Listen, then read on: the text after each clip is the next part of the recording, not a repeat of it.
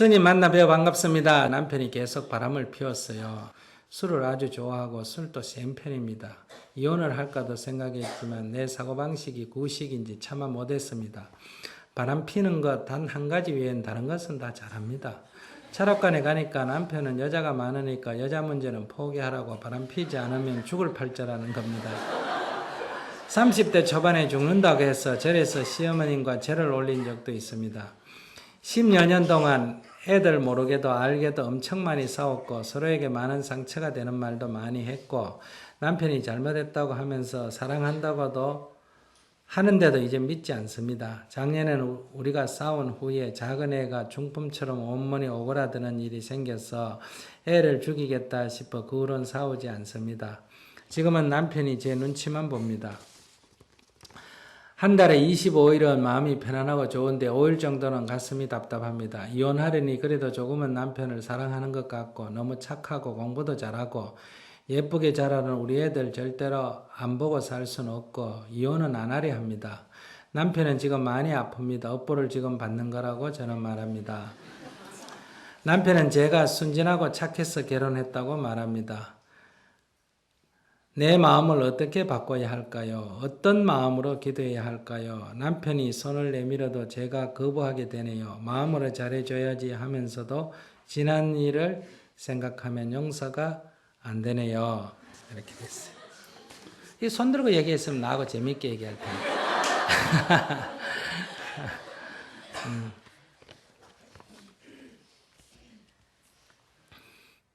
자, 여기 사주대로 옛날대로 얘기하면 이제 이렇게 말해요. 남편은 이제 단명할 인연이 있다 이래요. 그 다음에 나는 이제 좀 나쁜 말로 하면 남편 잡아 죽일 그런 데 속합니다. 옛날식 사주대로 말하면 아시겠어요? 그러니까 남편이 살려면 어떻게 해야 됩니까? 헤어져야 돼. 죽든지 같이 살면 죽든지 이제 살려면 도망을 가야 돼요. 도망을 가서 이제 자기 살궁리를 해야 된다 이런 얘기요. 그러니까 이제 이런 과거의 인연으로 보면 다 살려고 자기가 몸부림치는 거예요. 살려고 몸부림치는 거다 이 말이에요. 그러니까 이런 인연을 알면 이게 사는 길이니까. 뭐 가끔 가다가 여자하고 바람 피고 밖에서 딴 거 다 괜찮고 그것만 문제라면 그래도 사는 게 낫겠다 싶으면 어때요? 그냥 저게 자기가 사는 길이구나. 저게 살려고 몸부림치는 데서 나오는 길이구나. 저게 사랑하고 안 하고 그런 문제가 전혀 아니고 어쨌든 살아보려고 안 죽고 살아보려고 몸부림치는 일이구나. 이렇게 해서 아이고 부처님 감사합니다. 저리라도 안 죽이고 살려줘서 고맙습니다. 이렇게 감사의 기도를 하시고 놔주면 좋겠네. 내가 보기에. 그 다음에 이제 두 번째 길은 요즘 같은 세상에 난 쳐다보고 딴 여자 쳐다보고 사는 거 하고 굳이 살 필요가 있어요? 없어요? 없지. 그리고 둘이 싸우면서 이렇게 애들 키우면 헤어지는 것보다 훨씬 애들한테 못합니다. 지금 벌써 애가 벌써 어린애가 중풍 걸리듯이 쓰러진다. 이거는 내 이 악감정, 그 남편의 그런 걸 보고 분노를 못 쳐다 까무라칠 것 같은 그런 업식이 전이 돼서 그러거든요. 그 애들 이거 절대로 잘 될 수 없습니다. 지금 공부 잘하고 좋다 하지만은 이제 남편 죽든지 헤어지고 나면 애들 크면 애들한테서 나에게 닥쳐오는 과보는 남편의 10배쯤 된다 이렇게 생각해야 돼요. 그래서 남편 문제는 해결되면 되는 거 절대 아니에요.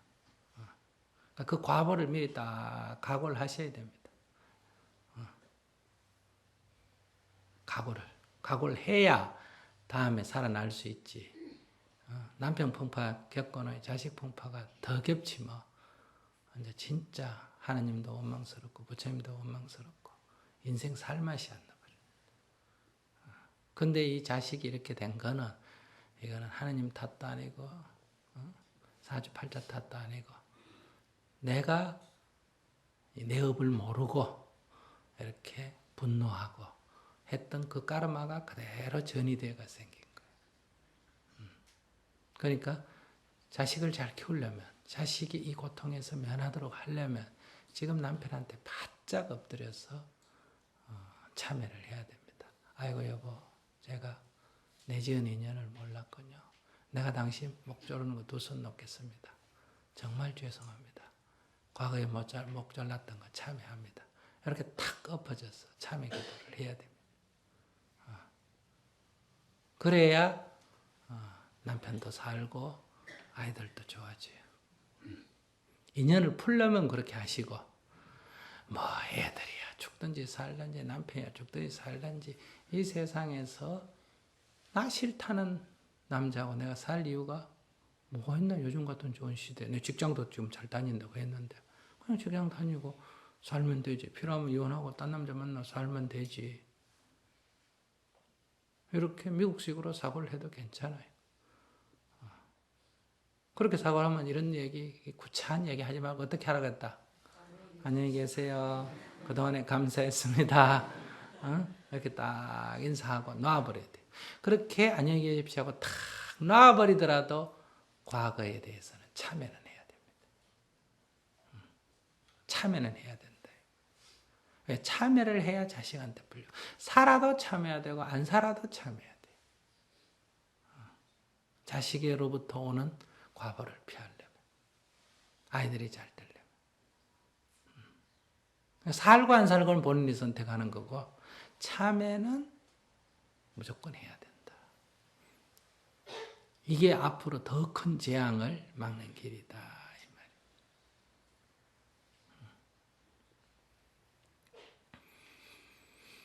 근데 이제 요 얘기는 이제 올 끝이에요. 기도는 그렇게 한다. 근데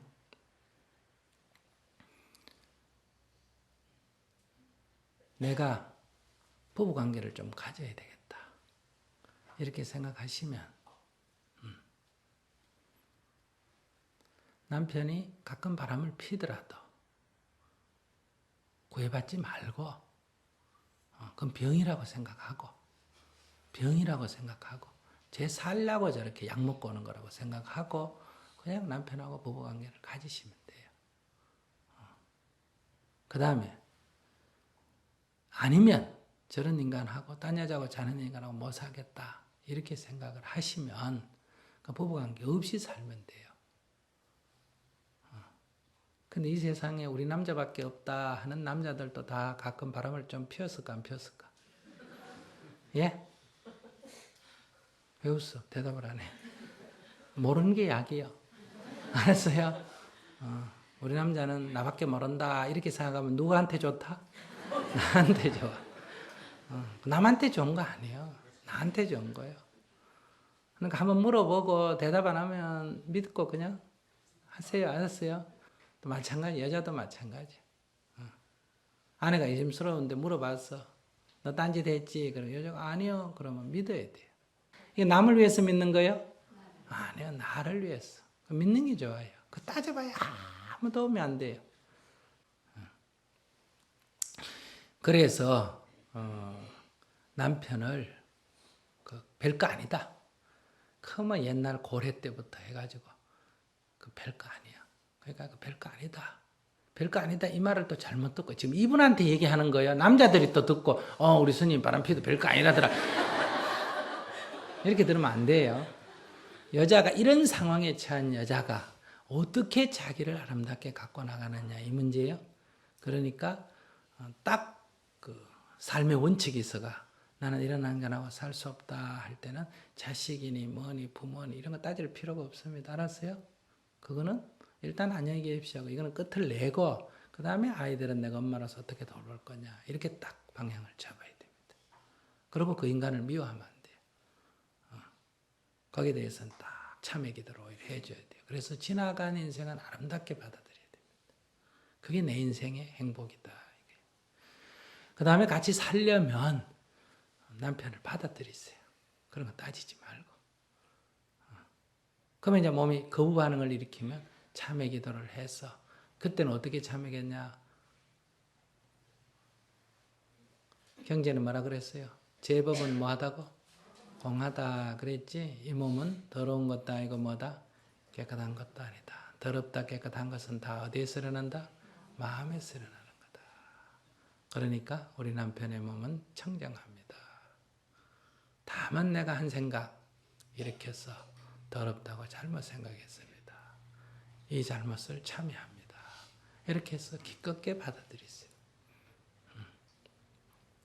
그렇지 않으면 그냥 혼자 부부관계 없이 그냥 사십시오. 이 세상에 얼마나 많은 비구니와 수녀들도 한 번도 잠자리 안 해보고도 혼자서 하는데 그동안에 해보고도 뭘 그걸 갖고 그렇게 못 살아가지고 정리 사니 그래요. 그러니까 그렇게 사시고 이 남자는 싫고 혼자는 못 살겠고 혼자 사니까 자꾸 몸에 병나고 안 좋다. 이러면 어떻게 하라? 안녕히 계십시오 하고 뭐 해라? 떳떳하게 이혼하고 재혼하고 그렇게 해서 편안하게 사세요. 뭐 인생 얼마 살 거라고 그걸 갖고 이렇게 괴로워하면서 삽니까? 그러나 어떻게 살든 자기가 선택해서 살 때 뭐는 해라? 참회 기도를 해라. 남편에 대한 이런 인연을 이해하고 그것이 남편 문제가 아니라는 거. 내 까로 말하는 거. 새 남편을 만난다 하더라도 마찬가지가 될 가능성이 있다. 그렇기 때문에 이 참회 기도를 해서 인연을 풀어야 아이들한테도 좋고 나도 좋고 전 남편도 좋고 설령 재혼을 하면 새로운 부부관계가 좋아진다. 그러니까 어떻게 선택하는 것과 관계없이 참회 기도는 저는 큰애가 21살이고요. 네. 작은 애가 8살입니다. 네. 저희 남편이 이제 말수도 적고 이제 그런 애정 표현이나 이런 걸 아예 하지 않는데 작은 애한테는 항상 하거든요. 근데 큰애가 그것 때문에 상처를 좀 많이 받는 것 같아요. 그래서 제가 저희 남편이 유일하게 큰애하고 소통을 하는 시간은 자기가 술을 먹었을 때입니다. 그 술을 먹고 틀린 말을 하지 않아요. 저도 알거든요. 그 큰애도 싫어하고요. 그 제가 저희 남편한테 아무리 맞는 말을 해도 큰애가 들을 때는 그건 술주정밖에 안 된다. 그냥 맨정신에서 애를 붙잡고 얘기를 좀 해라. 이런 얘기를 해도 하지 않아요. 그 얘기를 남편이 들을 때는 잔소리밖에 안 돼요. 네, 그렇지만 자기가 인정을 하지만 또 술을 먹으면 또 바뀌어요. 아니 네. 남편이 애한테 아무리 좋은 얘기를 해도 술주정밖에 안 되듯이 자기가 이런 아무리 좋은 얘기를 남편한테 해도 남편한테는 잔소리밖에 안 된다. 그러면 하지 말아야 할까요? 자기가 남편이 애한테 하는 게 좋아 안 하는 게 좋아? 저는 안 하는 게 좋아요. 자기도 남편한테 하는 게 좋겠어 안 하는 게 좋아? 아. 그렇지만 저는 그렇지만 나는 할 말이 있듯이 남편도 그렇지만 애한테 할 말이 있다 이거예요.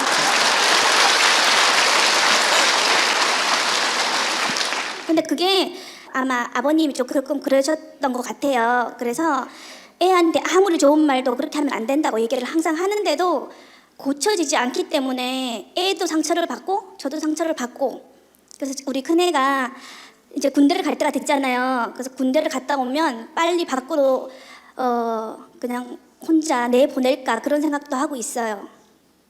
어떻게 하면 좋을지. 전 할 얘기 다 했는데 아까.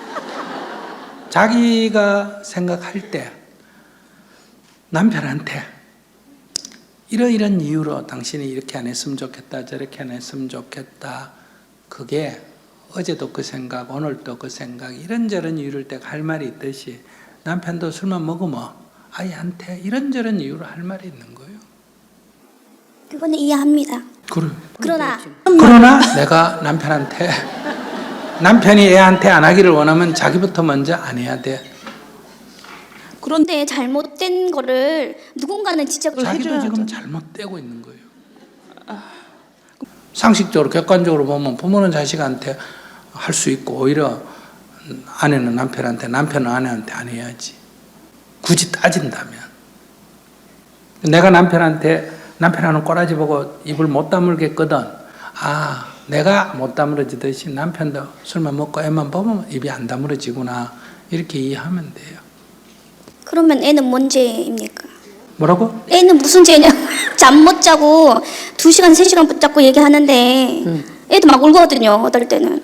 뭐 일어나가 나가보면 되지. 울기는 왜 울어? 아이고 참. 나가도 될까요? 제가 나가는 거 잡은 적도 있거든요. 그 자기는 남편한테 잔소리하지 말고 애도 잡지 말지. 남편한테는 잔소리하고 애도 잡고 그래 둘 다 괴롭히네. 자기도 괴롭고. 자기 생각 입장에서는 이거는 큰 애고 이건 작은 애고 작은 애한테는 친절하게 하면서 큰 애한테는 안 한다 이렇게 얘기하는 것 자체가 자기가 틀린 거예요. 그러니까 8살짜리는 어린애고 그러니까 잘해야 되고 21살짜리는 어른이기 때문에 애가 아니에요. 그건 잘 안 해도 괜찮아요. 자꾸 동격으로 보기 때문에 이게 혼동이 생기는 거예요. 내 아이라고 하는 그 내 아이다 해가 이거 큰애 작은애 이게 동격인데 그거 자체가 자기를 사물을 객관적으로 안 본다는 거예요. 하나는 8살짜리고 하나는 21살짜리예요. 이거는 어린애니까 잘 돌봐야 될 애고 얘는 21살짜리니까 지 알아서 살도록 나눠야 되는 거예요. 자기가 지금 관점이 잘못 잡힌 거예요. 그리고 그 지나친 간섭을 하기 때문에 이게 문제가 생기는 거예요. 저것끼리 해결하도록 놔두세요. 두 성인 남자의 문제예요. 아직 어린애가 아니라니까. 애가 21살 먹는 남자애가 50살 때는 남자 사람한테 그냥 무릎 꿇고 얘기를 듣고 싶으면 듣는 거고 가고 싶으면 가는 거고 그건 저거들의 문제니까 내가 관여를 안 하는 이런 자세를 가져야 내가 인생을 주체적으로 살 수가 있는 거예요. 장남하고 결혼해서 15년째 살고 있는데요. 신랑이 너무 효절해서 시댁 일이라면은 다른 형제들은 신경 안 쓰는 부분까지 모두 본인이 다 신경 쓰고 처리하는 그런 상황입니다. 근데 또 시부모님이나 형제들도 장남인 신랑이 하는 것에 대해서 당연하다고 생각하고 있는 그런 분위기가 되고요. 근데 이제 시어머니께서 아프셨는데 저도 좀 다쳐서 아팠는데 시어머니한테는 온갖 정성으로 다 이렇게 챙기는데 저한테는 그냥 좀 밋밋하게 해가지고서 제가 좀 너무 속상했었거든요. 그래서 제가 그냥 지금까지 효자인 건 알고 있었는데 그냥 뭐 이렇게 이해하면서 살고 했는데 이제 이번에 제가 아프면서 좀 저한테 너무 소홀히 한 것 같아가지고 제가 좀 화도 나고 분노도 좀 치밀고 해가지고서 제가 이제 이 신랑을 어떻게 이해해야 되는지. 네. 충분히 뭐 이해는 됩니다. 그 인간이 나하고 결혼했지 지금 엄마하고 결혼한 건 아니잖아. 그죠? 근데 어쨌든 그래도 내하고 같이 사는 남자가 효자가 좋아요? 불효가 좋아요? 효자가 좋긴 한데 너무 지나치게 효자인 것 같아요. 근데 지나친 걸 누구 기준으로 봐요? 지나치다 이거를. 제 기준으로. 그러니까. 근데 자기가 이제 선택을 해요. 나중에 나도 늙어가지고 아들하고 관계해서 우리 아들이 마누라한테만 푹 빠져가지고 부모를 팽개칠 때 자기 기분 좋을까? 그건 아닌데 이제 어느 정도까지를 원하는데. 근데 어느 정도 기준이 자기 기준이라는 거예요. 시어머니 기준으로 보면 어떨까? 기준점이 서로 달라. 그렇죠. 시어머니는 아주 만족하는 기준이죠. 시어머니도 불만족스러워. 자기가 볼 때 만족하지. 시어머니 입장에서는 그래도 아들이 좀 부족하고 마누라한테 신경을 많이 쓴다고 봐요. 그러니까 기준을 자기 중심으로 둘 때 남편이 엄마 편인 건 맞아요. 그거는 자기만 그런 게 아니라 모든 남자가 다 그래. 마누라 기준으로 보면 남자가 다 엄마 편이에요. 근데 엄마 기준으로 보면 아들은 다 누구 편이다. 마누라 편이에요. 기준이 다르기 때문에. 근데 이제 신랑이 하는 걸 보면은 그러니까 어머니한테 하는 거 하고 저한테 하는 걸 봤을 때. 근데 신랑이 어릴 때부터 지금까지 자라올 동안에 자기가 신랑한테 도와준 게 많아요? 엄마가 도와준 게 많아요? 어머니가 더 많죠. 그러니까 잔뜩 어머니한테 잘해야 되는 건 그건 자연의 이치요. 사람이 다 콩 심은 데 콩 나고 팥 심은 데 팥 나고 가는 말이 고와야 오는 말이 곱던데 자기가 남편한테 아직 투자한 게 그래 많지는 않잖아. 자기는 지금 10년밖에 결혼 생활 10년밖에 투자한 게 없잖아. 남편이 지금 한 40 안 됐어요? 넘었습니다. 넘었으면 지금 엄마는 자식한테 몇 년 투자했어? 40년을 투자했는데 특히 어릴 때는 엄청나게 인생을 바쳐서 투자했잖아. 그죠? 그런데 그 자식이 어떻게 부모의 은혜를 잊을 수가 있어요? 그러니까 엄마하고 아내하고 물에 같이 빠지면 누구 건지겠나? 어머니 과시. 그 당연한 거죠. 그걸 억울하게 생각하면 안 돼. 자기도 만약에 자기하고 어떤 여자하고 물에 빠졌는데 자기 자식이 누구 건지기를 원하겠어.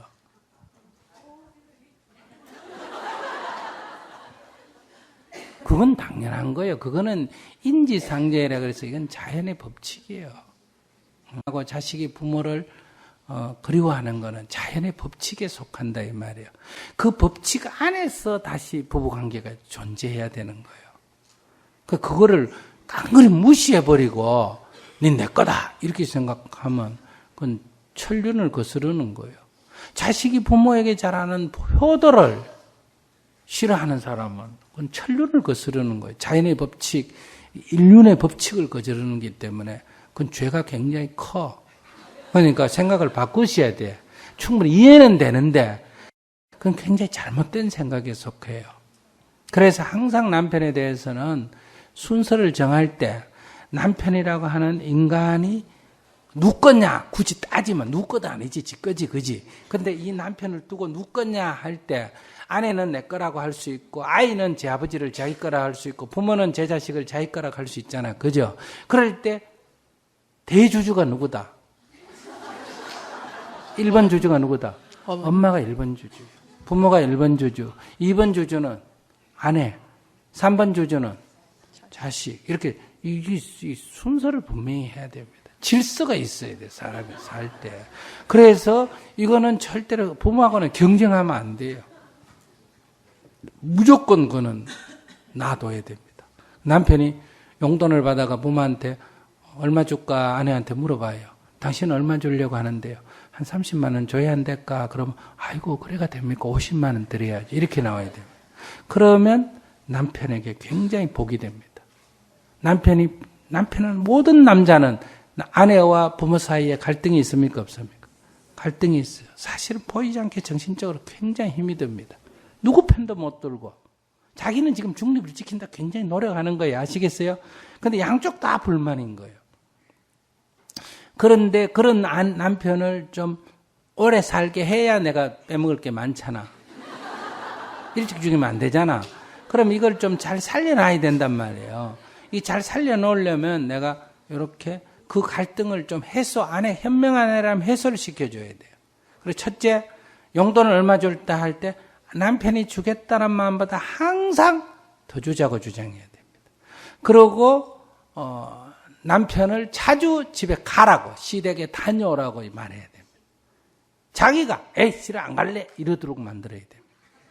그리고 시댁에서 사람이 오면 엄마가 오면 항상 방을 비워줘야 됩니다. 대주주가 왔기 때문에 원주인이 왔기 때문에 안방을 딱 비워주고 자기가 옆방으로 가야 돼요. 그러면 엄마가 시어머니가 아이고 싫다 이러면 아이고 어머니 매일 오시는 것도 아니고 가끔 오시는데 아들 데리고 주무세요. 이렇게 탁 비워주고 옆방으로 가주고 그러면 이 문제가 해결이 됩니다. 그런 지혜가 있어야 돼. 그러면 첫째 누구 편하고 내가 편하고 두 번째 남편 편하고 어머니 좋고 이래. 근데 그걸 갖고 시비를 하면 첫째 내가 괴롭고 근데 이 문제는 부부간의 갈등은 싸우든지 헤어지든지 해결책이 있는데 이건 해결책이 없어요. 이 고부간의 갈등을 해결하는 길은 이혼하는 길밖에 없어요.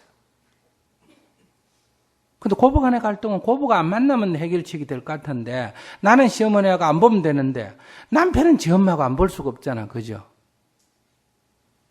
그리고 이건 해결책이 없는 거예요. 그래서 이런 전쟁은 하면 손해예요. 해결책이 없는 문제에 도전을 하면 자기만 손해예요. 그러니까 항상 오늘부터 우리 남편의 주인은 누굽니다? 시어머니입니다. 시어머니가 우리 남편의 주인입니다. 이렇게 내가 빌려 쓴다고 생각해야 돼요. 그래서 어머니 오시면 돌려주고 또 어머니한테는 항상 아이고 잘 키워가 나한테 이렇게 줘서 감사합니다. 이렇게 항상 어머니한테는 고맙다고 인사하면 돼. 이렇게 마음을 딱 바꿔버리면 아무 문제가 없어요. 고부간에 갈등이 생길 게 없어요. 이게 경쟁하기 때문에 갈등이 생기는 거예요. 근데 이 순서만 딱 알면 포기가 아니라 순서만 알면 갈등을 일으킬 이유가 없어. 그렇게 기도하세요. 네, 알겠습니다. 네.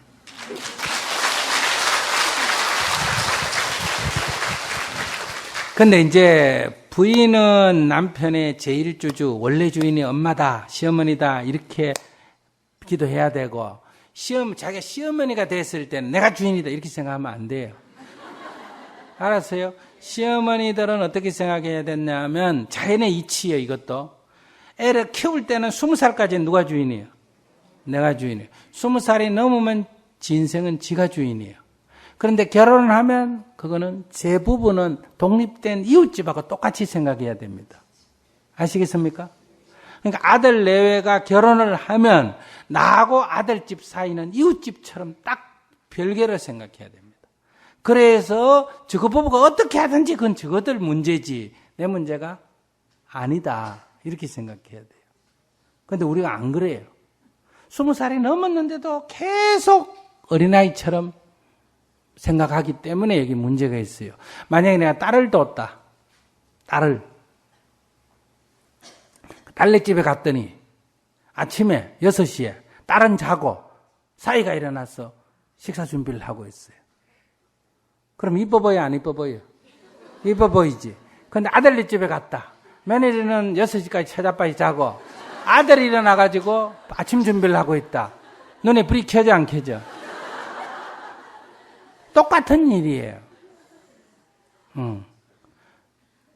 그럴 때 딸의 경우는 딸을 깨워서 남편한테 이러지 마라. 네가 가서 네가 해라. 이렇게 교육을 되고 사위인 경우는 그렇게 얘기해야 되고 아들인 경우는 어떻게 해야 된다.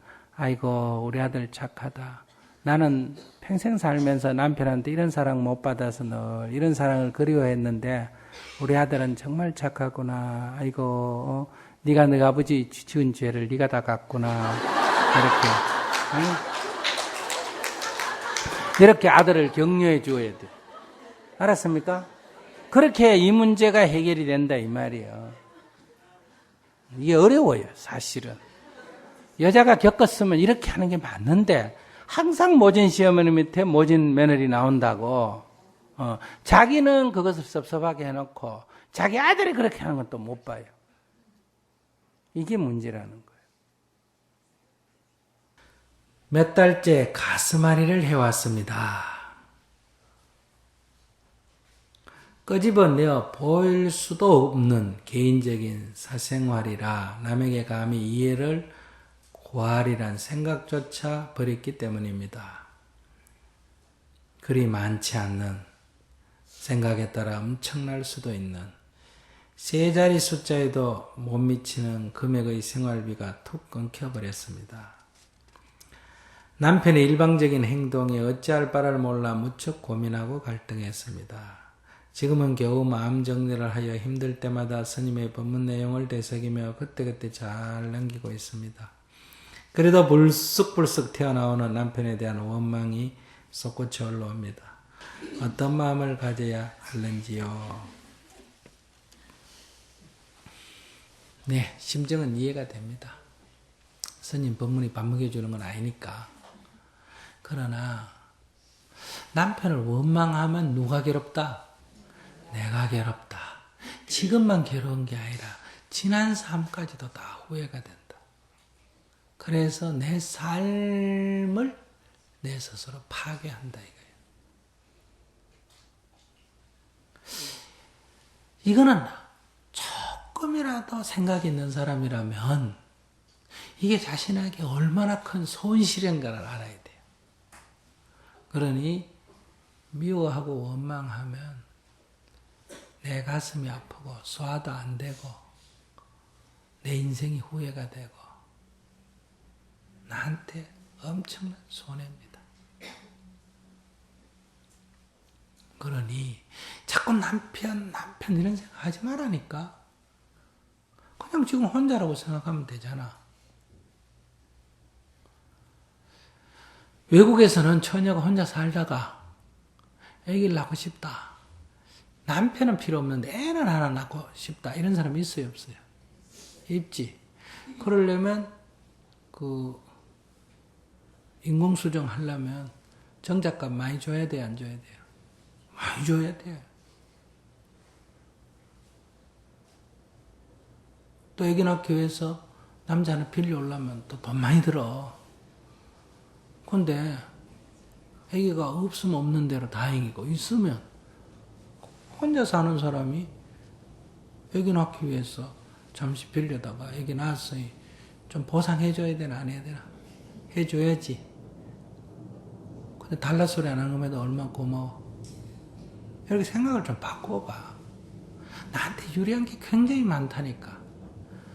당신이 나한테 뭐 좀 달라 이 생각을 하니까 온갖 나쁜 것만 생각이 나는데 생각을 조금만 바꾸면 지금 나한테 유리한 게 엄청나게 많아. 고마운 일도 많고.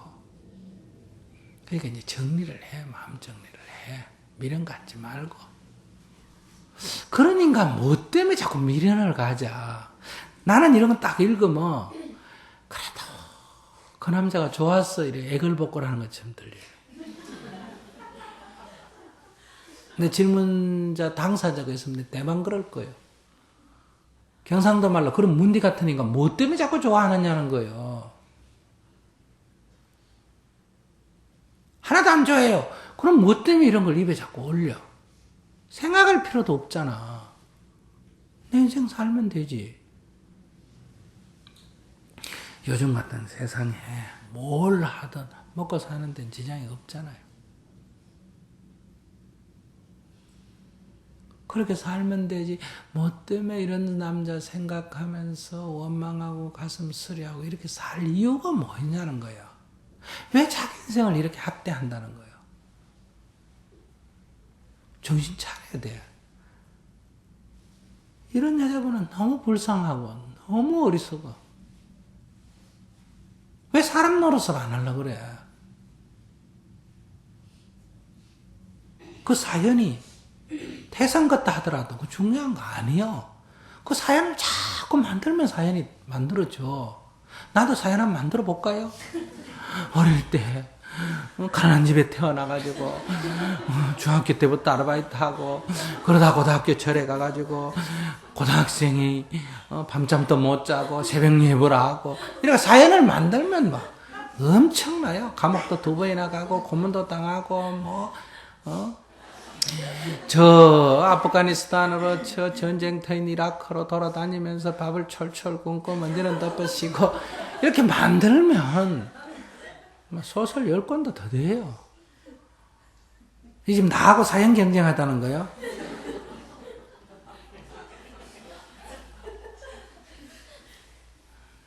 좋게 사연을 만들면 또 얼마나 좋아요. 이라크 가본 사람 손 들어봐. 남도 없지? 난 가봤어. 이렇게 이제 만들면 또, 고문함 당해봤어? 못 당해봤지? 이렇게 또 하면 또 굉장한 거예요. 그러니 유황지 일어나 버린 사연을 어떻게 만들어라? 좋게 만들어. 나처럼 이렇게 자랑스럽게 좋게 만들어요. 좋게.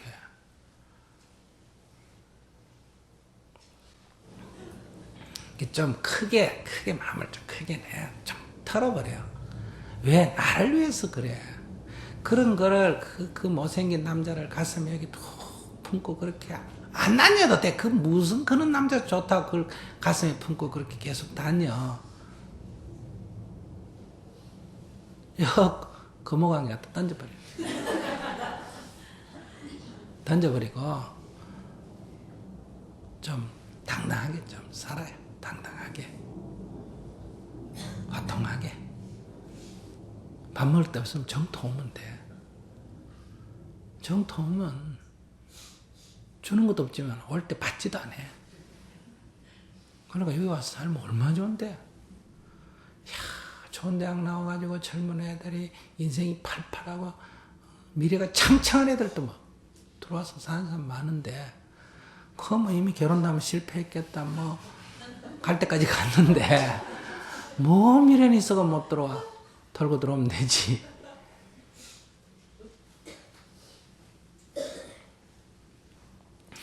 자꾸 그 생각하면 끝이 없어.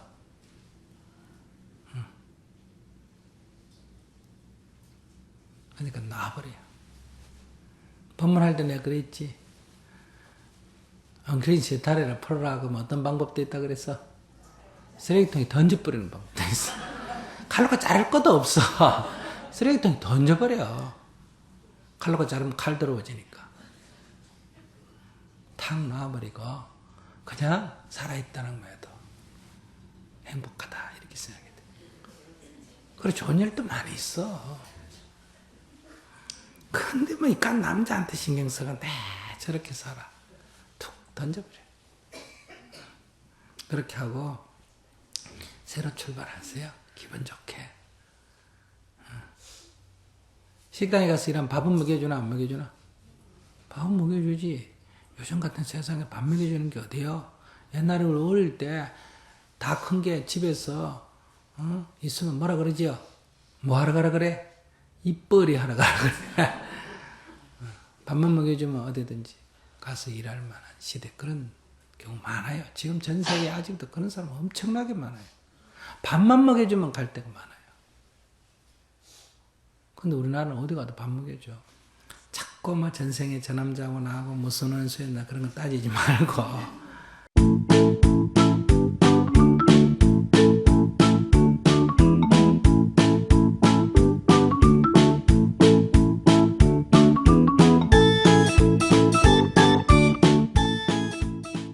안녕하십니까. 저는 결혼 생활에 있어서 어려움이 있어 질문을 드리고자 합니다.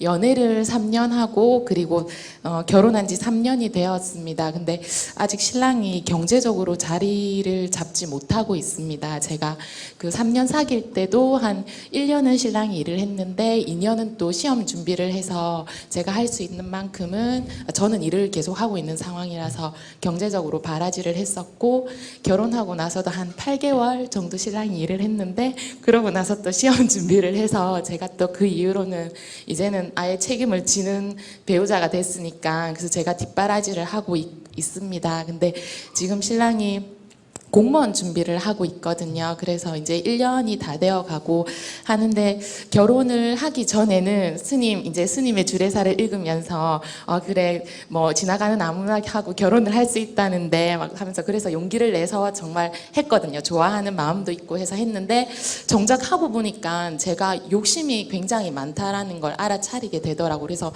제일 처음에 결혼한 지 5개월 안 됐을 때 신랑이 이제 그때도 공부를 하고 있었는데 화가 너무 많이 나서 제가 한 번도 그런 적이 없었는데 물건을 집어 던질 정도 신랑을 향해서 던진 건 아니고 그냥 스스로 화를 조금 이렇게 누그러뜨리고자 했는데 그래서 결국에는 깨달음의 장에도 갔다 왔었거든요. 그래서 거기 갔다 온 이후로는 신랑에 대한 분노나 뭐 화 이런 거는 조금 누그러진 것 같은데 이런 상황들이 변하지 않고 계속 지속되다 보니까 제가 조금 우울감이 많이 생겨서 이제 생활하면서 좀 이렇게 예전만큼 활력이 생기지를 않고 그리고 신랑과의 관계에 있어서도 정서적으로나 그리고 뭐 이렇게 가치관이나 성향 이런 건 잘 맞아서 사이가 지금 좋기는 하지만 6월 달에 또 곧 시험이 있는데 그 시험에 공무원 시험이 워낙 떨어지는 사람이 많은 시험이다 보니까 떨어지게 되면은 이제 근데 제가 봤을 땐 신랑이 될 때까지 할 것 같아요. 그래서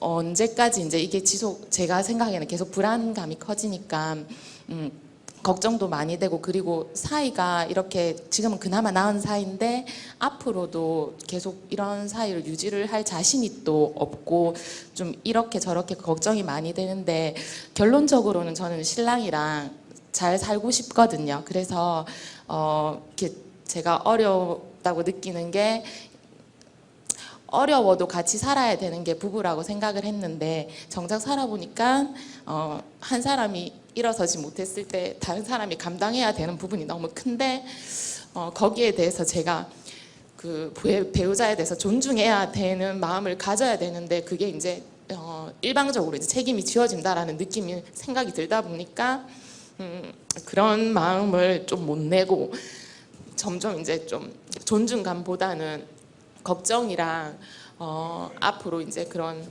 뭐라고 해야 되지 배우자에 대한 믿음 이런 게 점점 줄어들고 있거든요. 그래서 제가 이 상황에서 어떻게 해야지 저희 부부가 제가 저희 신랑한테도 오늘 이렇게 질문을 할 거라고 이야기를 했는데 저희 부부가 앞으로 어떻게 하면 좀 더 잘 살아갈 수 있을지 네, 질문을. 자기 질문의 요지는 덕 좀 보려고 결혼했는데 네, 손해 본다 이거야. 네, 덕을 못 보고. 네, 그래.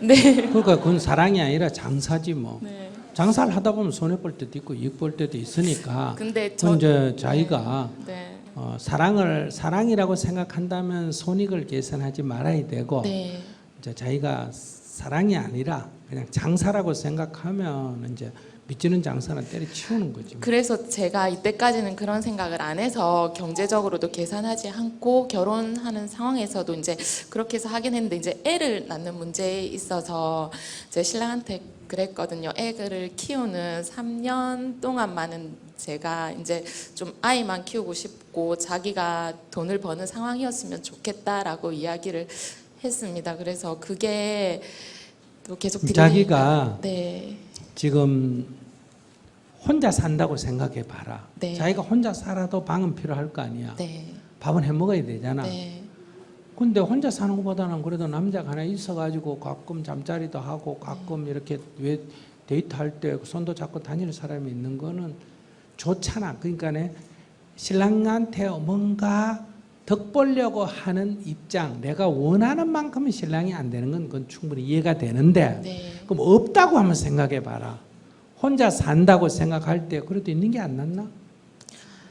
근데 가끔씩은 좀 근데 신랑이 무슨 행패를 피우거나 무슨 자기를 돈을 손실을 시키거나 이러면 물론 이제 그게 되는데 네, 자기가 남자를 만나가 덕을 보려는 것이 덕을 못 본다 뿐이지 네. 손해 나는 건 아니잖아. 구체적으로 무슨 손해가 나는데? 얘기해봐요. 손해 나는 게 뭐야? 저는 구체적으로 눈에 보이는 건 경제적으로 손해가 많이 간다고 생각을 아니 했습니다. 자기 돈을 계속 가져가서 낭비를 네, 해요? 어떻게? 아니요 낭비는 아닌데 제가 줬었으니까 어떻게 주는데? 생활비나 아니면은 생활비는 자기 혼자 살아도 네. 밥 먹고 살고 집세 내야 되는데 그거를 신랑한테 뒤집어 씌우면 안 되지. 그건 어차피 혼자 살아도 그래 살아야 될 거 아니야. 네, 그러니까 용돈 완전히 딱 사는 거 말고 용돈을 줘요? 네, 용돈도 얼마를 주는? 용돈은 한 달에 결혼하고 나서는 한 20만 원에서 30만 원 주고 신랑 앞에 들어가는 돈 자체도 한 30만 원씩 들거든요. 30만 원인데 네. 자기가 네, 그래도 이렇게 밤에 잘 때 그래도 네. 남자하고도 자고 이렇게 네. 하려면 네. 어디 가서 그 제비 한 마리 키우려면 한 달에 30만 원만 들겠어? 한번 생각해봐. 이익을 따지니까. 근데 스님 제가 생각 드는 게 앞으로 아이를 낳을 거지 않습니까? 근데 만약에 신랑이 자리를 잡지 않는다 하면은 자리를 안 잡아도 자기가 이 불란서 같은 데도 혼자 사는 여자들이 결혼은 안 하고 아기를 갖는 여자들이 있어요. 그럴 때는 이 정자 언능에 가서 이 정자를 가져와서 인공소정으로 아기를 낳는데 네. 그런데 그 정자 언능에서 정자 사는데 돈이 1,000만 원도 더 들어. 근데 이거는 공짜잖아. 그것도 또 내가 좋아하는 사람이고. 그래 애기 키우는 문제를 그러니까 내가 말하잖아. 애기가 있다면 자기가 혼자서라도 키워야 될 거 아니야. 네, 맞습니다. 근데 신랑은 그래도 애한테 아빠 역할은 해줄 거 아니야. 돈은 안 벌어도. 근데 뭐 신랑이 여기 자기한테 손해 끼치는 건 내가 보기 특별히 없는 것 같은데 그 정도 역할 하는데 한 달에 30만 원 주고 그래도 뭐 무거운 짐 있을 땐 들어주기도 할 거 아니야. 네. 그러니까 들어줍니다. 신랑한테서 좀 신랑이 돈을 많이 벌어가 내가 덕 좀 보겠다는 게 안 됐다. 이거는 많이 이해가. 버는 거 원하지 않습니다. 아니 그래 많이들 적기는 그건 안 됐지만은 저만큼만. 자기가 결혼해서 손해 나는 건 내가 보기 별로 없다 이 말이야. 남 보란 듯이 우리 신랑이 돈 뭐 잘 나간다 이런 것 좀 행세를 못해가 아니요, 저는 그런 거 그러지만은 진짜 원하지 않습니다. 근데 뭐 손해 나는데? 그냥 다른 사람하고 평범하게 살았으면 그래 좋겠습니다. 평범하게 지금 살잖아. 저 이런 생각 들더라고요. 그냥 나는 내 밥벌이 하는데 왜 자기는 자기 밥벌이를 못하지? 이런 생각이 들었습니다. 그러면 우리나라 가정주부는 다 그럼 어떻게 살아? 네. 그 남자들이 그러니까 맨날 큰 소리 치고 그러잖아. 네. 응? 그러니까 한 사람이 남자가 돈을 벌고 여자가 집에 있는 거는 아무렇지도 않고 여자가 돈을 벌고 남자가 집에 있는 거는 문제가 된다 하면 그건 여성의 권리를 주장하는 현대 여성으로서는 안 맞아요. 결국은 지 권리 다 주장하고 덕도 보겠다 이 얘기 아니야.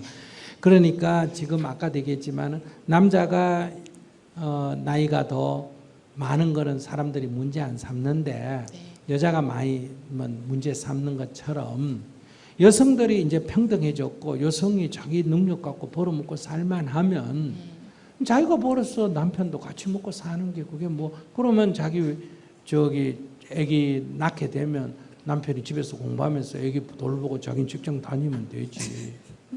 제가 키우고 쉽게 얘기하면 남자 하나 잡아가 좀 뺏겨 먹고 싶은데 그게 지금 안 되는 거 아니야. 저는 그런 뭐 아니긴 아니야. 저 계속 아니래. 진짜 아닙니다. 저 혼자 네. 자기 혼자 사는 데 있어서 지금 결혼한 남편이 자기한테 특별히 손에 끼치는 거 없다 이 말이야. 지금 얘기 들어보면 30만 원어치는 할까 안 할까? 물어봐요. 하룻밤 자주는 것만 해도 그게 돈으로 계산하면 얼만데 집에서 뭐 청소도 좀 하건다든 뭘 하는데 밥은 어차피 자기 혼자 있어도 먹어야 된다니까. 근데 우리도 혼자 살아봐서 알지만 혼자 사면 밥을 제대로 안 해 먹어요. 그래야 안 그래요? 그런데 그것이 비록 자식이든 남편이든 부모든 누가 있으면 어쨌든 밥을 제대로 차려 먹기 때문에 해준다고 생각하면 억울할지 몰라도 내 밥을 제대로 챙겨 먹는 데는 한 사람이 있는 게 훨씬 제대로 챙겨 먹게 돼. 그러니까 그 면에서도 문제 없고 밤에 잘 때도 혼자 자는 것보다 같이 있으면 덜 외롭고 좋고 덜 무섭고 어디 외출해도 혼자 사는 여자라고 여기는 지금 깔본다잖아. 그래도 자기는 남자 있기 때문에 깔보지도 않지. 뭘 손해나는 거 하나도 없는데 벌써 난리다. 이건 이해가 돼. 덕 좀 보려는데 덕을 못 봤다. 이건 이해가 되는데 손해나는 건 없다 이 말이야. 자기가 헤어지면 네. 이 손해나는 거 없는데 헤어져서 보면 자기가 이제 그래도 뭐 30만 원어치는 충분히 했는데 괜히 버렸구나 이런 생각이 들 거예요. 질문 네, 더 하세요. 네, 신랑이 그러면 좀 하나를 꾸준히 한 적이 없어요. 그래서 이번에도 공무원 시험은 근데 좀 제가 봤을 때 근데 과정은 항상 열심히 해서 시험 같은 거는 또 아이고 그거거든요. 요번에 보나 마나 떨어져. 신경 쓸 거. 얘기 들어보면 벌써 알 수 있어. 그렇게 되면 걸릴 거라고 생각하면 또 실망하는데 네. 떨어져도 그 술 먹고 가서 바람 피우고 행패 피우는 게 아니라 그래도 착실히 공부하고 있잖아. 그만하면 됐어. 옛날식으로 말하면 자기 사주팔자에 신랑 덕이 없어. 남자 바꿔야 마찬가지야. 구가이 명가이 될 수가 있어. 그러니까 자기가 마음을 딱 바꿔가 내가 가장이다. 내가 먹여 살린다. 이런 관점을 딱 가지면 아무 문제가 없는 부부야. 이 부부는. 그게 너무 어렵습니다. 뭐가 어려워. 친구들은 다 덕 보는데 자기는 덕을 못 봐서 그렇지. 친구 따질 거 없어. 네. 제가 가장입니다. 이렇게 기도해야 돼. 네, 소녀 가장이라고 이야기합니다. 무슨 소녀 가장이요? 아줌마 가장이지. 소녀 소리 같은 소리가. 그러니까 기도를 아침에 108배 절을 할 때 제가 가장입니다. 이렇게 기도를 하면 아무 문제가 없어. 이 문제는 그만 일에 무슨 이혼하고 그럴 사유가 아니야. 애기 생겨도 내가 좋아하는 사람의 애기를 가졌다는 건 좋은 일이야. 그러니까 나도 이해는 된다니까. 딴 여자들은 다 신랑 덕 보는데 나는 팔자가 세가지고 신랑 덕을 못 봐가 지금 억울하고 분한 건 나도 충분히 이해가 돼. 그건 공감하는데 덕 볼 생각만 내려놔버리면 아무 문제가 없다 이 말이야. 그리고 그렇게 푸시를 안 해야 신랑도 길을 패지. 계속 이렇게 푸시하면 신랑이 계속 위축이 돼. 그리고 남편 눈치, 아내 눈치 보고 남자가 여자 눈치만 보고 이러면 그런 나중에 애 아빠 돼도 안 좋아. 그러니까 좀 그런 생각도 들더라고요. 제가 이렇게 때때마다 좀 힘을 보태니까 이 사람을 그렇게 해서 좀 나약하게 만든 건 아닌가 이런. 아이, 그렇게 생각하지 말고 자기가 너무 기를 죽여가 그래. 그러니까 존중해 줘야 돼. 그럴수록 더 존중해 주고 그래야 돼. 이 남자들이 퇴직하면 여자들이 이제 돈 벌 때는 고분고분하게 막 싫어도 말 듣다가 퇴직하면 막 니는 손이 없나 발이 없나 이렇게 나가는데, 그러면 이제 남자가 더 위축이 돼. 세상 사람이 자기 직장 잃었다고 문제 삼는 것만 해도 상처가 있는데, 마누라까지 돈 못 번다고 나를 무시하나 이렇게 생각하면 막 분노가 생기고 살 맛이 없어져 버려. 그럴 때 오히려 더 존중해줘. 여보 그동안에 고생 많이 했어. 그러니 몇 년 쉬어도 돼. 내가 아껴 쓸게. 이렇게 격려해야 그게 부부지. 왜 남자는 돈 버는 기계가 왜 그래? 왜 남자는 돈만 벌어야 돼? 여성들 생각 좀 바꿔야 돼요. 여성 권리는 다 주장하면서 왜 돈은 남자가 벌어야 돼?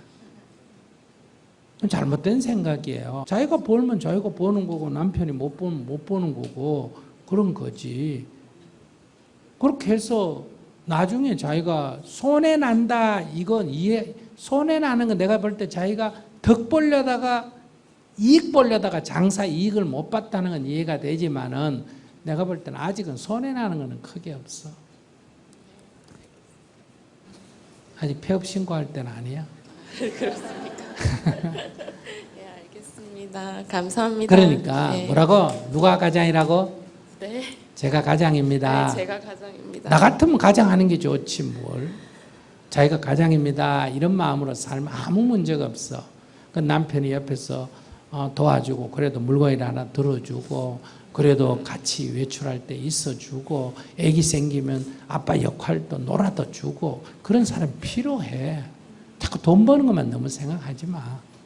그러면 자기가 가서 벌면 벌고 말면 말고 그렇게 생각해야 돼. 애껴 쓰면 되지. 그렇게 하고 어떻게 남녀평등을 하려고 그래요? 자립을 하세요. 신랑이 자립 못한다고 한탄하지 말고 자기가 자립하라니까. 생기기는 멀쩡하게 생겼는데 왜 저렇게 나약해? 그리고 그렇게 덕 보려고 자기가 결혼을 했으면 3년 사귈 때 알아봐야 될 거 아니야. 아이고 참 그것도 중매 써가지고 얼굴도 안 보고 결혼했다 그러면 좀 억울한데 3년이나 자기가 보고 결정한 거면 자기 선택에 대해 책임을 좀 져. 덕 못 번다고 금방 그렇게 힘들어하지 말고.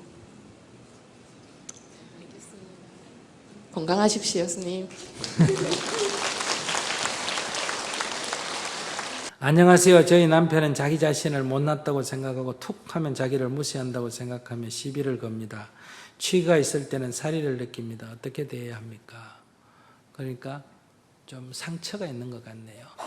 특히 취가 있을 때 더 심하다 하는 것은 무의식 세계 안에 어릴 때 굉장히 좀 이렇게 뭐랄까 좀 억압받고 다 자랐다 그럴까 좀 실제로 그랬는데 안 되지만 본인이 어때요? 굉장히 무시받았다 이런 상처가 있다는 거예요. 이러면 내가 그냥 가볍게 얘기를 해도 상처받기가 쉽다. 사실 나한테 상처를 주는 사람하고 같이 살기보다 상처받는 사람하고 살기가 더 어렵습니다. 상처를 주는 사람도 참 문제예요. 나한테 팍팍 나를 무시하고 이런 사람하고도 같이 살기가 문제지만 그건 내 공부하면 끝나는데 약간만 말만 꺼내거나 해도 막 자기 상처 줬다고 무시받았다고 이렇게 자꾸 상처받는 사람은 의아될 줄을 몰라요. 이러면 이게 문제고 저러면 저래 문제고 이래 되거든요. 그래서 오히려 남편에게 이렇게 이런 분은 대꾸를 안 하는 게 좋습니다. 어떤 얘기를 하든 네 그렇게 하겠습니다. 네 그렇게 하겠습니다. 이러면 처음에는 그것도 자기를 무시한다고 또 난립니다. 어떻게 해도 똑같이 무시한다고 느끼거든요. 왜냐하면 이게 무시를 해서 무시를 받는 게 아니고 자기가 느끼기 때문에 내가 거부해도 무시한다고 느끼고 예해줘도 네가 진짜 마음으로 그러냐 나를 무시했어 형식으로 그렇지 또 이렇게 시비를 하거든요. 그래도 그렇게 한다 할 때 그럼 어떻게 내가 하란 말이냐, 이래도 문제고 저래도 문제고 왜 하란 말이냐 이렇게 대꾸 하지 말고 이게 상처다 하는 걸 아시면 그렇게 하다 예 알겠습니다, 예 알겠습니다. 이래서 본인이 이게 위선이 아니고 형식이 아니고 정말 나를 존중하구나 이렇게 느끼는데 시간이 좀 많이 걸립니다. 어릴 때 입은 상처일수록 치료가 어렵습니다. 많은 시간이 걸려요. 그리고 이 술을 안 먹었을 때는 어느 정도 또 치료가 되는데 술 먹으면 또 그게 또 나옵니다. 왜냐하면 이거 무의식 세계, 어릴 때 입은 상처로부터 나오기 때문에 예를 술이 취하면 의식이 약간 없어지면 무의식이 작동을 하거든요. 그럴 때는 그 무의식 세계 안에서도 늘 맞춰줘야 됩니다. 근데 몇 번 맞추다가 막 성질 나잖아, 그죠? 술만 먹으면 당신 그래 이렇게 또 대들어버리면 이게 또 그동안의 쌓은 공덕이 다 없어집니다. 그래서 그 무의식 세계에 있을 때 진실로 이렇게 맞춰주고 감싸주고 이렇게 무슨 얘기를 하든지 이렇게 감싸주고 자꾸 좀 애를 써야 돼요. 오래 살았었으면 뭐 어떻게 합니까? 치료를 해야지. 치료한다고 생각을 하셔야 돼요. 이때는 좀 내가 아내다 생각하지 말고 누구라 생각해야 된다. 엄마다 이렇게 생각해야 돼. 큰아들 하나 치료한다. 이런 마음 안 먹으면 이거 하기 어렵습니다. 난 이런 할 때마다 여러분들이 꼭 나한테 이렇게 물을 것 같아. 스님이 하겠어. 이렇게 물으면 나도 못해. 이렇게 대답할 수가 없어요. 사실 이런 케이스를 치료하기는 정말 어려운 일이에요. 그럼 스님도 못하면서 왜 우리 보고 하라 그러냐. 그래서 나는 자식이었기 때문에 혼자 사는 거 아니에요. 여러분들은 이미 같이 사는 데는 이런 것까지 다 감안을 해야 된다는 거예요. 그럼 뭐 좋은 것만 따먹고 싫은 건 안 하겠다는 거 아니에요. 그래서 이런 경우는 엄마 같은 마음으로 그럴 때는 어린아이 돌보듯이 달래고 돌봐야만 해결이 된다. 야단을 치거나 엄마라고 해서 야단치는 엄마거나 그렇지 않으면 아내라서 거부하거나 하면 안 된다. 이는 따뜻한 보살펴주는 마음이 필요하다. 그냥 상식적으로 얘기하면 술 먹고 구세한다 이렇게 말할 수 있고 정신적으로 말하면 이거 다 어릴 때 입은 상처에서 나오는 거다. 그래서 치료를 요하는 거다. 그러니까 내가 엄마가 돼서 치료를 좀 해주자 이렇게 마음을 먹으셔야 돼요. 저는 이제 고민이 이렇게 남편과 육아에 관한 고민이 있어서 질문을 드리는데요. 네네. 예, 남편이 미국 사람이고 또 아이들이 만 3살 또 1살 아들이 2명 있어요. 네네. 근데 스님께서 남편을 잘 섬기면 아이들도 잘 된다 하셨고 또 그게 또 저희 집에 좀 잘 맞는 것 같기도 하고 네. 해서 남편을 무엇보다 잘 섬기려고 노력을 합니다. 그런데 남편과 육아관이 충돌할 때는 아직도 어떻게 해야 될지 고민이 많이 되는데요. 저희 남편은 정말 다 좋은데 딱 한 가지 그 불같은 성격이 있어가지고 아이들이 말을 잘 안 들으면은 좀 심하게 야단을 치고 또 고함도 지르고 또 깔끔한 성격이라서 이렇게 어지는 것을 잘 보기 안 좋아해요. 그래서 특히 큰아이가 상처를 많이 받고 있어서 제가 좀 보듬어 주면은 또 제가 이제 아이 버릇을 망친다고 또 그렇게 합니다. 그래서 한동안 저도 이렇게 남편의 말을 있는 그대로 이렇게 받아들이려고 해봤는데 이제 큰아이가 이게 점점 좀 툭하면 서럽게 울고 또 이제 동생한테 꼭 아빠가 하는 것처럼 또 고함도 치고 그런 모습이 나타나는 걸 보면서 좀 이게 아닌가 하는 고민이 돼서 지금 질문을 드리게 됐습니다. 사실 저와 남편 사이는 워낙 좋고 또 아주 깊이 사랑합니다. 그런데 아이를 낳고서부터 힘든 게 원래 남편이 원래 아기를 원치 않았는데 제가 결혼을 할 때 남편에게 나랑 결혼하고 싶으면은 나는 아기가 꼭 있어야겠는데 어떻게 해야겠냐고 물었더니 남편이 당신에게 아기가 그렇게 중요하다면 나도 괜찮다. 그래서 결혼을 했습니다. 근데 아기 낳기 전까지는 서로 너무 행복했는데 아기를 낳고 나니까 좀 깔끔하고 개인적인 성향의 또 아이보다는 좀 부부 중심의 사고를 가진 남편이 지금 아이가 어린 이 시점에 너무 스트레스를 많이 받는 것 같아요. 그래서 그 스트레스가 아이들에게 향하는 것 같고요. 그래서 지금 남편의 마음을 편하게 해주려고 나름 열심히 노력하는데요. 처음에는 분명 도움이 되는 것 같았는데 그 점점 날이 갈수록 그 오히려 남편의 투정도 좀 늘어나는 것 같고 또 아이들과 경쟁하려는 것처럼 보일 때도 있어요. 그래서 제가 잘하는 건지 계속 이렇게 섬기는 게 맞는 건지 또 육아에서도 남편의 의견과 충돌을 할 때 그 무조건 받아들여야 되는 건지 아니면 그 남편의 말을 계속 따라야 될지. 참고로 남편은 육아책의 내용은 전혀 이렇게 따라하거나 이렇게 믿지를 않는 편이라서요. 좀 그런 면에서 많이 고민이 되고 있어요. 제가 육아책을 읽거나 그런 생각을 할 때요. 그래서 어떻게 해야 될지 궁금합니다. 지혜를 어떻게 키워야 될지도 모르는 수준에서 왜 애를 낳아 키워요? 그것도 애도 안 낳아본 스님한테 그걸 묻는다. 아니 안 그래도 여기 와서 이렇게 질문을 드리겠다고 하니까 저희 남편이 그 아이도 안 낳아보신 스님께 질문해서 도움이 되겠냐고 하더라고요. 그래요. 근데 그 남편 말이 지당한 말이에요.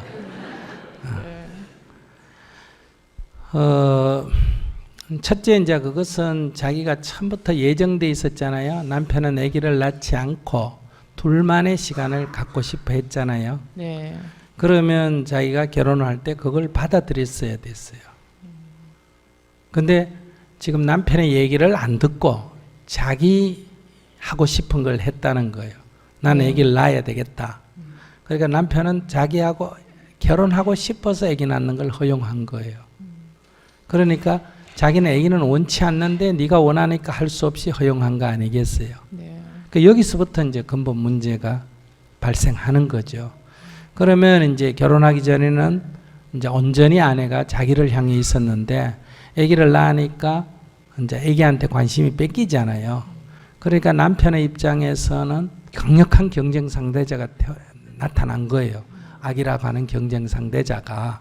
그러니까 아기한테 짜증을 내는 거는 심리적 흐름으로는 너무 당연한 거예요. 그러니까 이게 결혼 초기 아기 낳았을 때 이렇지 않는 남자들도 있지만 한 절반 정도는 자기의 사랑이나 관심을 아기한테 뺏겼다 하는 데 대해서 굉장히 심리적으로 말 못할 상처를 갖고 있는 사람들이 많습니다. 실제적으로요. 그걸 이렇게 신경질적으로 표현하는 사람도 있지만 차마 애하고 경쟁한다고 말할 수는 없고 그걸 갖고 질투할 수는 없잖아. 사나이가 그걸 어떻게 부끄러워서 말을 해요. 또 자기도 그 심리를 잘 못 읽어요. 자기 스스로도. 그렇기 때문에 처음부터 벌어 이런 성격의 남자라면 아기를 낳아서 자기는 남편이 있을 때는 아기한테는 전혀 관심을 안 주고 남편한테만 관심을 줘야 돼요. 그래서 아기가 있는 것이 자기에게 아무런 장애가 안 된다 하는 그걸 심어줬어야 됐는데 자기는 또 아기를 좋아하니까 자기도 모르게 남편은 뒷정이고 아기에만 관심을 갖게 되니까 이 지금 보이지 않는 이 감정의 충돌이 계속 일어날 수밖에 없지 않느냐. 그러니까 지금이라도 그런 남편의 첫 결혼할 때부터 남편의 생각, 그 남편의 생각이 자기가 요구하니까 따라는 줬지만은 그 무의식이 바뀐 건 아니잖아요. 그게 늘 그 사람의 심리 근저에는 늘 그게 잠재되어 있으니까 이제 이렇게 짜증으로 나타나니까 항상 그 최우선으로 아무리 아기가 어려도 남편이 있을 때는 이렇게 남편이 어른이라고 생각하지 말고 이제 애가 둘이라고요. 네. 그럼 애 셋이라고 이렇게 생각을 하셔야 돼요. 그래서 항상 큰 애를 먼저 돌보고 그 다음에 이제 두 번째, 세 번째 돌보는 이런 마음으로 늘 큰 애를 우선적으로 돌보는 자세를 첫째 가져줘야 된다. 그렇게 늘 관심을 어떤 경우에도 먼저 관심을 가져주고 애기한테 내가 관심을 가져야 될 때는 항상 남편한테 뭐라 그러냐면 여보 미안해 나 애기 조금 돌볼게 이렇게 늘 양해를 구하고 미안하다 그러고 애기를 돌봐야 돼요. 그게 이제 부부지간에는 이게 굉장히 어려운 일이에요. 사실은 이게 뭐 내가 니는 아니야 이런 생각이 있으니까 근데 이거는 심리적으로 그렇게밖에 될 수가 없어서 이 문제를 풀려면 이렇게 해야 남편의 짜증이나 신경질을 좀 줄일 수가 있어요. 그리고 남편이 아기에 대해서 야단을 치거나 뭐라고 할 때는 그걸 자기가 나서서 간섭하면 안 돼요. 그러면 더 이렇게 화를 도두게 돼요. 그러니까 내버려 둬야 되고, 또 아기를 또 자기가 그때 막 아기를 안고 이래 돌보면, 그게 이제 아기한테는 어떠냐 하면 무의식 세계에 아빠는 나쁜 사람, 엄마는 좋은 사람 이렇게 심어지기 때문에 애하고 아빠하고 사이가 장기적으로 굉장히 나쁜 관계를 유지할 가능성이 높아요. 그렇기 때문에 아빠가 아기를 야단칠 때는 가능하면 내색을 안 하고 관여를 안 하는 게 좋아요. 뭐 저 아버지가 지에 야단치는 거니까 나하고 관계없는 이웃집 아저씨처럼 그냥 이렇게 조금 떨어지고, 그리고 그 문제로 아기를 위로하면 안 돼요. 그러면 아기 심리가 아빠는 나쁘고 엄마는 좋은 사람처럼 심리가 들기 때문에 그냥 아기는 아기대로 그 일은 모른 척하고 그냥 아기는 아기대로 돌봐야 된다. 장기적으로 아이의 심리를 건강하게 하려면 자기가 조금 더 지혜로워지고, 두 번째는 냉정해야 된다. 이렇게 말할 수 있어요.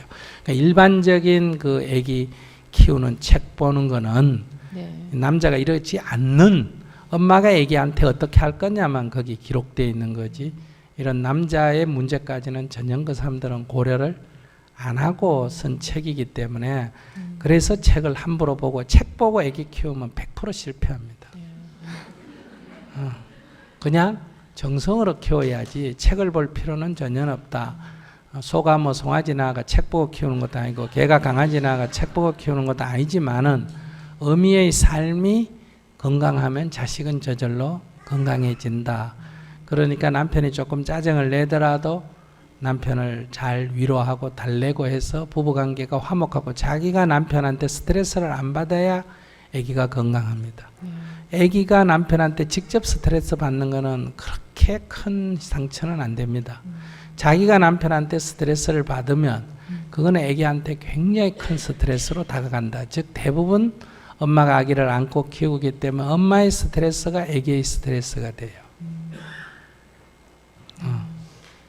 그렇기 때문에 자기가 스트레스 안 받고 아기를 키우는 게 중요하지.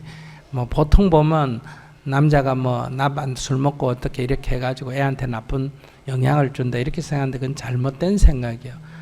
남자가 술 먹고 와서 주정을 할 때 그걸 엄마하고 그걸 갖고 아내가 싸우고, 그 과정에서 아이들이 자라면 나는 아버지를 절대로 안 닮을 거야. 그런데 딱 크면 술주정을 똑같이 합니다. 그래서 저도 지 아버지 똑 빼닮았다 이런 얘기를 하게 되거든요. 근데 그것이 아버지를 닮은 거는 현상적으로 맞는데, 만약에 남편이 술 먹고 왔는데 아내가 그 주정을 그냥 둘이서 등쳐 두드려주고 아이고 그래요 아이고 여보 하면서 그걸 그냥 얘기하듯이 하고 있으면 이 아이는 전혀 영향을 안 받습니다. 그러니까 쉽게 얘기하면 아빠의 버릇이 아들에게 가는 건 맞는데 그게 엄마의 거울이라는 데 반사해서 애한테 간다는 거예요.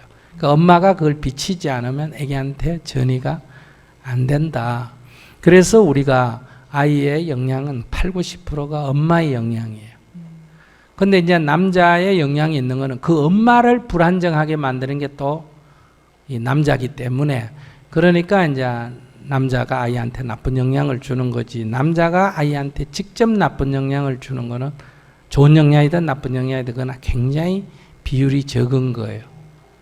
그래서 자기가 아기를 보호하려면 남편이 어떻든 자기는 스트레스를 안 받고 잘 남편을 다독거려서 잘 살아가면 아이는 그런 좀 나쁜 영향을 좀 받는다 하더라도 크게 성격이 왜곡되지는 않는다. 그러니까 남편 때문에 애가 나빠진다 이런 생각을 하시면 안 돼요.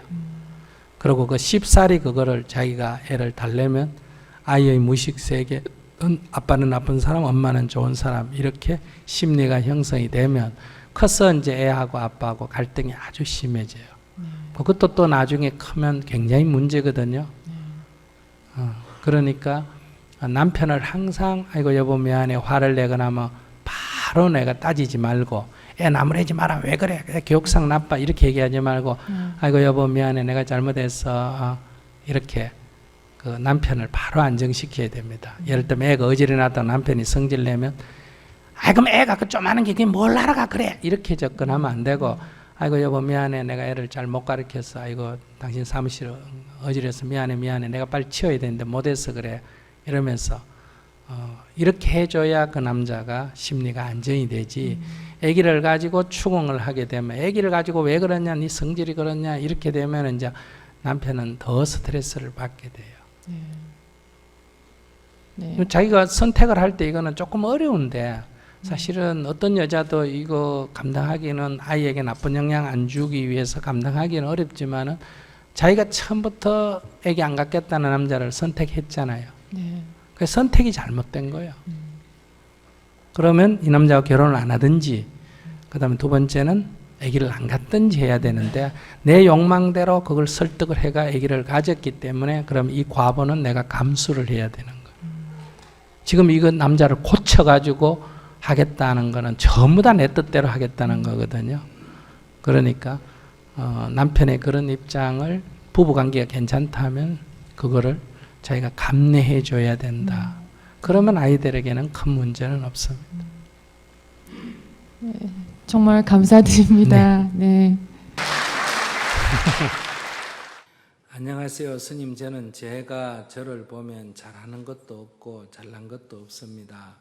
그렇지만 제 속에는 아주 잘난 게 많습니다. 사람을 보면 아니다 싶어 상대하기도 싫어 피하고, 또 개중에는 동창회 같은 데는 제 부족함이 속상해 가기도 싫습니다. 그러다 보니 가리는 게 많아져 버렸습니다. 그나마 저리 편해 저리만 다닙니다. 남편과는 수년을 남편이 원해 각방을 쓰고 제가 말하는 것, 행동하는 것에 불만이 많아 시도 때도 없이 저에게 상처 줍니다. 저를 사람들은 순하고 착하고 부드럽다고 합니다. 스님, 저는 언제나 마음이 흔들립니다. 어떻게 마음을 잡고 살아야 할지 어리석은 저에게 길을 가르쳐 주십시오.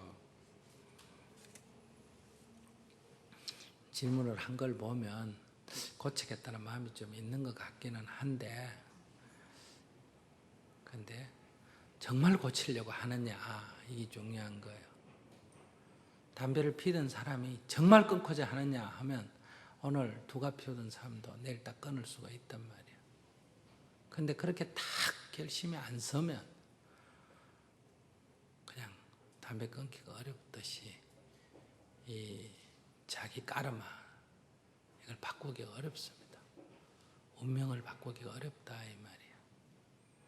그러니까 여러 가지가 있는데 이 중에 제일 먼저 다른 것보다도 하나를 먼저 집중 공격을 좀 할 필요가 있다. 한 개를 먼저 딱 잡아가 이거 되나 안 되나 이걸 갖고 먼저 해보는 게 필요하다. 그게 뭐냐? 첫 번째, 남편한테 됐습니다. 오늘부터 남편한테 딱 그냥 고개를 숙이고 참여를 한번 해본다.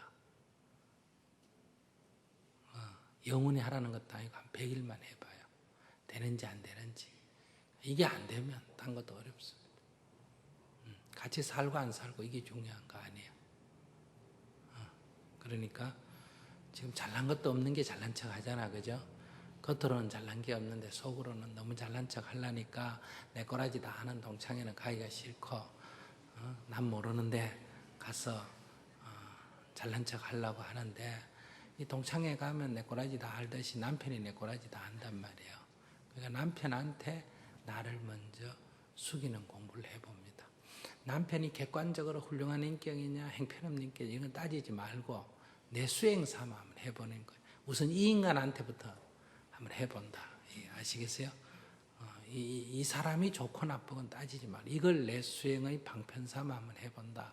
그래서 내가 남편은 우리 남편은 부처님입니다. 이런 마음으로, 또 우리 남편의 말씀은 다 옳습니다. 저는 그저 남편의 종입니다. 이런 마음으로 남편한테 먼저 한번 숙여보는 거예요. 사실 어렵습니다. 늘 내가 얘기하지만 스님 할 수 있겠나? 난 못합니다. 난 못하니까 이렇게 살잖아요. 그러니까 지금 안 고치겠다면 괜찮은데 지금 한번 고쳐보려고 하니까, 그래서 남편에게 먼저 참여를 해본다. 그리고 자기를 숙여본다. 남편이 어떤 말을 하든 예 알겠습니다 하고 항상 이렇게 생글생글 웃고 아시겠습니까? 이 글로 봐서는 생글생글 웃는 사람이 아니에요. 착한지는 모르겠는데 생글생글 웃고 순종하고, 그러니까 겉으로만 순종하고 속으로 순종을 안 하면 이거는 순종이 아니고 이거는 비굴하게 구는 거예요. 비굴하게 굴지 말고 겸손해라 이런 얘기. 마음을 스스로 내서 고개를 숙이면 겸손이라 그러고, 힘이 억눌려서 고개를 숙이면 비굴이라 그래. 수행자는 비굴하면 안 돼. 당당해야지. 수행자는 교만하면 안 돼요. 겸손해야지. 스스로 숙인다. 스스로. 이렇게 남편한테 숙이는 공부를 먼저 한번 해보세요. 그래서 남편한테 잘 숙이는 공부. 수행삼 하는 거예요. 명상하듯이, 만배절하듯이 그런 기본으로 남편한테 숙인다. 이런 분은 며칠 해보고 잘 안 숙여지면 하루에 한 3,000배씩 해야 돼요. 한 3,000배를 한 열흘 하면 이게 숙여집니다. 왜? 다리가 너무너무 아프니까 이러느니 숙이는 게 낫겠다. 이러느니 숙이는 게 낫겠다. 이게 다 덜 답답해서 그렇거든요. 되게 답답하면 숙여집니다. 그래서 남편한테 숙이는 연습을 하세요. 자꾸 숙이고 순종을 하면 한 100일쯤 지나면 남편이 조금 귀엽게 생각할 거예요. 그래서 내 방에 오라 해서 아마 껴안고 하룻밤 자줄 거예요. 그러면 1차 관문은 통과하는 거예요. 1차 관문. 1차 관문은. 여기서 뭐 같이 자는 게 뭐 수행자가 해야 돼 그런 거 따지는 게 아니에요. 숙이는 게 지금 목표이기 때문에. 그렇게 해서 사랑받는 사람이 먼저 돼야 됩니다. 이렇게 숙이면 어떠냐. 동창회든 어디든 아무 상관이 없습니다. 내가 못났다 하는 열등의식을 가졌어도 안 되고 내가 잘났다 하는 우월의식을 가졌어도 안 됩니다. 그냥 길거리에 풀 같은 존재, 나는 길거리에 풀 같은 존재다 이렇게 생각해야 돼요. 남이 쳐다보든 쳐다보지 않든 상관없이 꽃을 피우고 또 씨앗을 떨어뜨리고 또 자라고 그래요. 자꾸 특별한 존재라고 생각하기 때문에 인생살이가 피곤하거든요. 내가 뭐 어딜 가도 뭐 주시를 받아야 되고 뭘 해야 되고 이름이 나야 되고 이렇게 생각하는데 현실이 그렇지 않으면 이제 자꾸 열등의식이 생긴단 말이에요. 그러니까 내 존재가 열등한 존재가 아니다. 부처님 말씀하셨듯이 천상천하 유아 독존이야. 이런 당당함이 있어야 됩니다. 그리고 나는 보디사트바 보살이기 때문에 모든 중생을 구원하는 그런 마음을 내야 된다. 대자대비한 마음을 내야 된다. 숙이는 마음을 내야 됩니다. 그러니까 당당하기 때문에 숙일 수가 있는 거예요. 그래서 부처님이 나의 제자들아 교만하지 마라 겸손해라. 비굴하지 마라 당당해라 그랬거든요. 당당한 게 잘못되면 잘났다 하는 교만으로 가고 겸손한 게 잘못되면 비굴하게 되거든요. 그런 뜻으로 말씀하신 게 아니에요. 교만을 버리고 겸손하고 비굴을 버리고 당당해라 이 말. 다시 말하면 당당한 것과 겸손한 것은 같이 갑니다.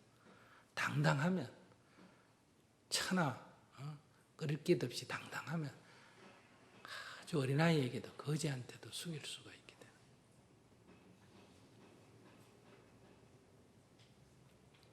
먼저 그것을 가지고 공부를 삼아 한번 해봅니다. 참선을 한철 나는 것보다도 하루 1000배씩 100일 기도하는 것보다도 남편에게 숙이는 마음을 내는 게 훨씬 더 수행이 잘 됩니다.